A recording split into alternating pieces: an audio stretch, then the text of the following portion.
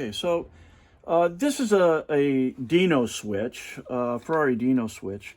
And the reason we're making a video on this is typically how these switches arrive to me in broken condition, what have you.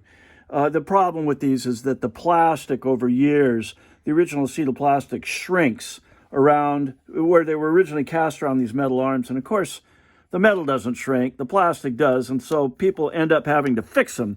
Here's one with a tie wrap on it, you know, and the go-to is black JB weld. I mean, it's just, you know, it's gone. Let me see if this is cracked too while we're looking at it. And yeah, the contactor here is typically cracked because, again, they shrink just like all the plastic in these things and go bad. But there's an additional problem. This is what we call the white-bodied switch. As you can see, the plastic here is white. This particular one has a black turn signal canceller on it, indicating that this is not even the original switch. The black ones, where Vitaloni came out with replacements for the originals, which had this piece was in white plastic. But this has a couple of augmentations to it that make it a little bit better. It was their replacement for the original white-bodied switch. Totally fine, no problem. It's just that they all died an early death. So this particular switch as well has two other problems with it. One, this wiper arm here is actually off of a Daytona. It's not probably off a Daytona, or it could be a very early 308 with lace wings, which were pretty rare. But the reason I know no, actually, this one, I take that back. This one is correct for this. I was thinking about the 330. That's a different story. All right.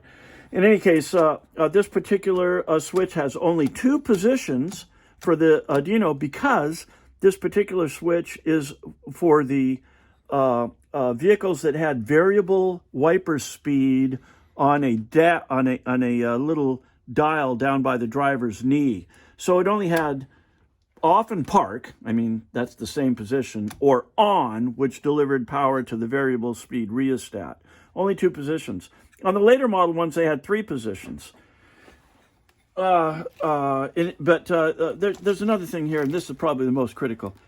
This switch wasn't available for some time, so they put the later model black-bodied switch on it. This one has been reverted back to the white-bodied switch, but look at all this extra room that we have here in the cutouts. There's a lot of extra room here, and that is because when they tried to put the black-bodied switch in, the black-bodied switch has arms that come out at 9 o'clock and 3 o'clock, whereas the white-bodied switch is 10 o'clock and 2. So in order to make clearance for these switch arms to operate in the early housing, they had to cut the housing out. And this goes both ways. When you put a black body and a white body, or white body and a black body. In any case, what we generally do for these is we'll go ahead and put a filler in here and bring it back to the original depth, which is, you know, somewhere right around there. A lot more to know about these switches. That's a mouthful right there. I think that gives us the idea that, you know, this thing's going to have to be modified to bring it back to correct. So thank you for watching.